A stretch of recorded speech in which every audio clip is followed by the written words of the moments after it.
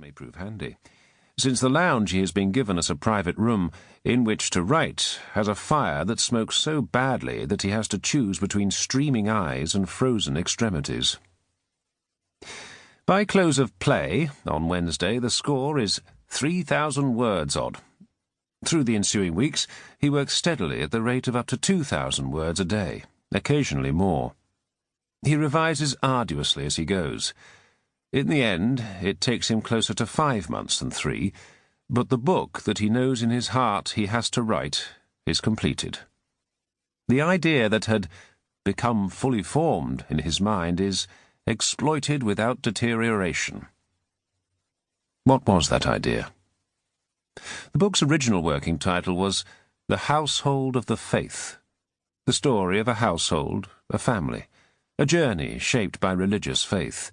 These are its key themes. But the working title does not find its way into print.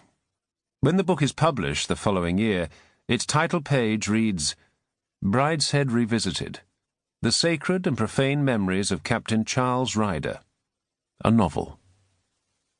On the reverse side of that title page, there is a notice to the effect that the volume has been produced in complete conformity with the authorized economy standards of wartime publishing. You can tell that this is true when you hold a first edition in your hands and turn the coarse, rough-hewn pages. Above the routine announcement concerning production standards, there is something more intriguing. A mysterious author's note is signed E.W., Evelyn Waugh. It reads, I am not I. Thou art not he or she. They are not they. I am not I. Yet Charles Ryder manifestly is Evelyn Waugh. Brideshead Revisited contains as large a dose of autobiography as Charles Dickens's David Copperfield, or Marcel Proust's À la recherche de temps perdu.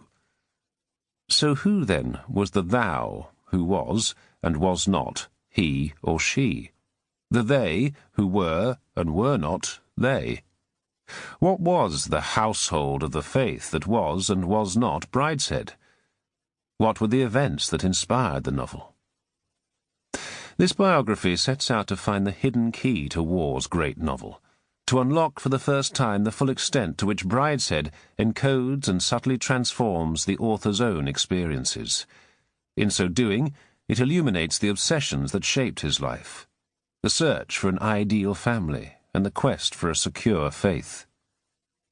The solution to the mystery can be found in that magical year of 1931. The hidden key will also unlock several of Waugh's other major novels, including his very best one, A Handful of Dust.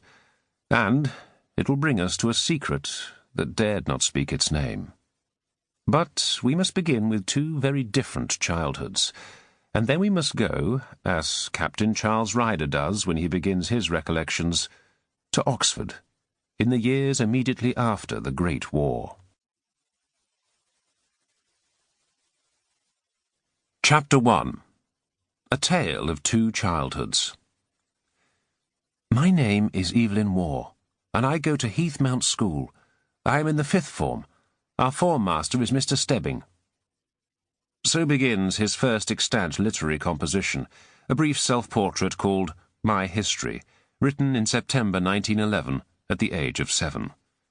It is the work of a boy of strong opinions and sharp wit. We all hate Mr. Cooper, our arithmaster. It is the 7th day of the winter term, which is my 4th. Today is Sunday, so I am not at school. We always have sausages for breakfast on Sundays. I have been watching Lucy fry them. They do look funny before they're cooked. Daddy is a publisher. He goes to Chapman and Hall office. It looks an awfully dull place. I am just going to church. Alec, my big brother, has just gone to Sherborne. The wind is blowing dreadfully. I am afraid that when I go up to church I shall be blown away. I was not blown away, after all. The child, William Wordsworth once said, is father to the man. Here is Evelyn Waugh, the writer in embryo, a good hater of bad masters, a spectator of the world who can make ordinary things, like sausages, look funny. He is just going to church. Eventually he will be blown in the direction.